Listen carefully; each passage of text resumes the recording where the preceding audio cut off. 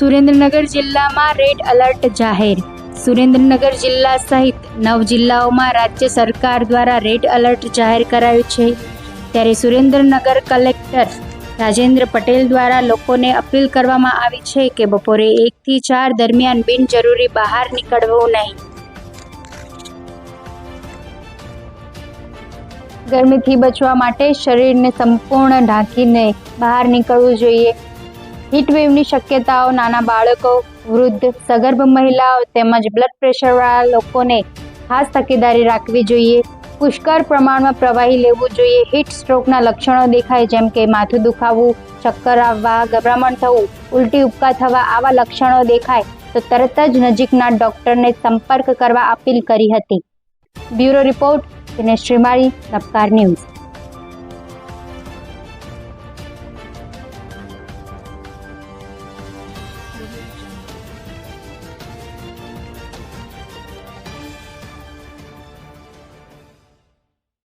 શું કહેશો, સમગ્ર ગુજરાતના 9 જિલ્લા છે એમાં રેડ એલર્ટ છે આપવામાં આવ્યું છે, એમાં સુરેન્દ્રનગર જિલ્લો પણ છે. સુરેન્દ્રનગર જિલ્લામાં આજથી આગામી દિવસોમાં વધારે ગરમીની સંભાવનાને ધ્યાનમાં રાખીને રેડ એલર્ટ જાહેર કરવામાં આવ્યું છે. ત્યારે સુરેન્દ્રનગર જિલ્લા કલેક્ટર તરીકે અને જિલ્લા વહીવટીતંત્ર વતી હું સુરેન્દ્રનગર જિલ્લાના તમામ રહીશોને અપીલ કરવા માગું છું કે બપોરના 1 થી 4ના સમયગાળા દરમિયાન બિનજરૂરી બહાર નીકળવાનું ટાળવું.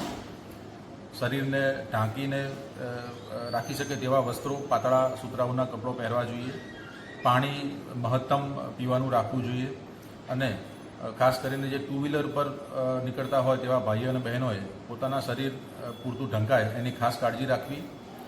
હીટવેવની શક્યતા નાના બાળકો, વૃદ્ધો, સગર્ભા મહિલાઓ અને જેને બ્લડ પ્રેશરની સમસ્યા છે એવા લોકોને ખાસ અસર કરતા હોય આવા લોકોએ ખાસ તકેદારી રાખવી જોઈએ. અને જેવા હીટસ્ટ્રોકના લક્ષણો દેખાય જેમ કે માથું દુખવું, ચક્કર આવવા, ગભરામણ થવી, ઉપકા કે ઉલટી આવે આવા લક્ષણો દેખાય તો તાત્કાલિક નજીકના ડૉક્ટરનો સંપર્ક કરવા ખાસ વિનંતી છે. સાહેબ, ખાસ કરીને જે એપ્રિલમાં અનુભવ થવો જોઈએ લોકોને, હાલ હજી તો શરૂઆત જ છે માર્ચ મહિનાની, એમાં અનુભવ થઈ રહ્યો છે.